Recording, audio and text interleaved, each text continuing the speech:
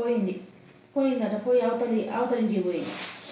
అవతలింటికి పోతే అమ్మ ధూపాలు వేస్తా ధూపు అవుతుందమ్మ గీత దీన్ని మంచిగా పోయి బిడ్డా అని అడిగిందట.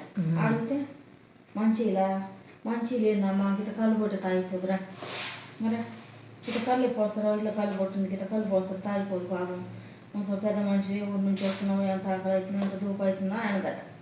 ప్రేమ కలుగుతుంది ఎవరో ఒకరు ఉంటారుగా అనగానే నేను పోయి ఇట దోశలు పెట్టింది. ఇట దోశలు ఇట పట్టింది. వాళ్ళ ఇంటికి పోయిందా?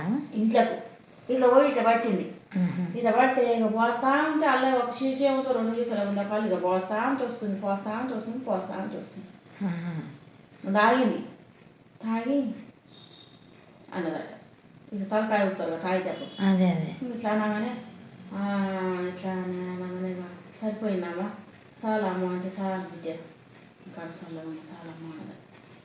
పటవాడ పెట్టినాక ఇక బుస కళ్ళు ముద్దనే ఉంది అందులో నేను పోయింది. తల్లి కూడా అని నేను పుణ్యం కొనుక్కున్నా అనుకొని దండం పెట్టుకుంది అటు తల్లి నీవు మళ్ళీ అందరు వారు సరే నువ్వు పెద్ద మనిషి తరగతికి వచ్చినావు అని నా కాడికి అమ్మవారే వచ్చినాను అనుకొని ఇక అప్పటి నుంచి ఆ సంసారం పోయింది. నేను సంసారం ఎండిపోయింది. ఏమో కళ్ళు లేదు గిల్లు లేదు ఏది లేదు. ఏమో బొత్తలు ఎండిపోయినాయి. ఏమో మగ తాళ్ళు ఎక్కేది లేదు. ఏమో కళ్ళు అనేది లేదు. యువతలా అన్నీ అంటే ఫస్ట్ ఆమె కాడికి పోయిందా? ఫస్ట్ ఆమె కాడికి పోతే ఆమె కాళ్ళు లేదన్నదిగా లేవమ్మా నీళ్ళు లేవు ఏవి లేవు మా ఇంట్లో అన్నది. అంటే వేరేగా వచ్చింది. అవతల ఇంటికి పోయి అవతల గమలా కాడికి పోతే ఆమె పోస్తారా అమ్మ అయ్యో పాపం పెద్ద మనిషి ఎక్కడి నుంచి తిరిగి వస్తున్నావు ఎక్కడి నుంచి ఏ ఊరు పెద్దమ్మ అంటే పలానూరు అని చెప్తుంది. అంటే బొత్త కాడికి వచ్చింది కళ్ళు. బొత్త కాడికి ఏమో మగవాళ్ళ కాడికి పోతారు కానీ ఆయన రోజు పోస్తూనే ఉంటారు ఆరగిస్తారు. ఆ బొత్తకు పోసుకుంటూ పోతారు కళ్ళు.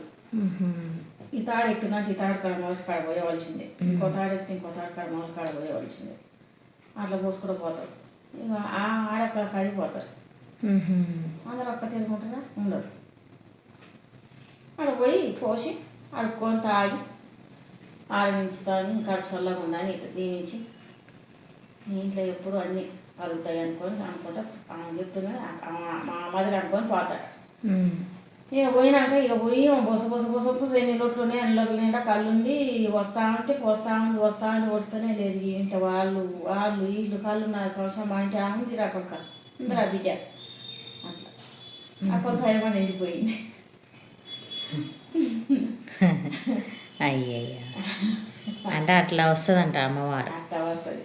ఇప్పుడు అప్పసాయి అమ్మ కాక ఆమె కూడా పాపం పెట్టేదిలే కానీ పడకుండా నావల్గానే లేదు అనేది మన దగ్గర తీసి అదే ఇప్పుడు ఎవరన్నా వస్తే ఇట్లా పిలిచి పెట్టాలన్నమాట.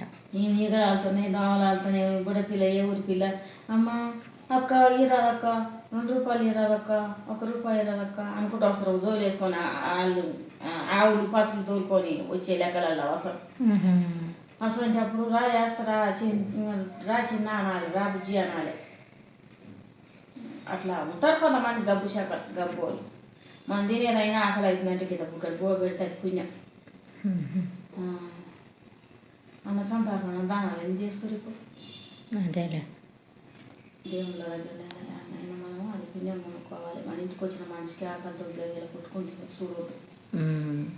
అది పాపం నాకు కూడా బుద్ధి కాదు వరకనే ఒక నాకేం నేనే చూడదు. నేను తినకుండా ఏం లేదు. కుండలు ఇంత ఉందంటే నేను అనుకున్నాను కదా బయట ఊరు నాకేమో ఉంది వాళ్ళని తిరిగి బయట నేను అడిగిపోతుంది. నేనేం కష్టానికి పోతున్నాను నాకేం ఊళ్ళో వచ్చి ఇది అయితే ఆకలి అవుతున్నదా అన్నట్టు పెడతాను.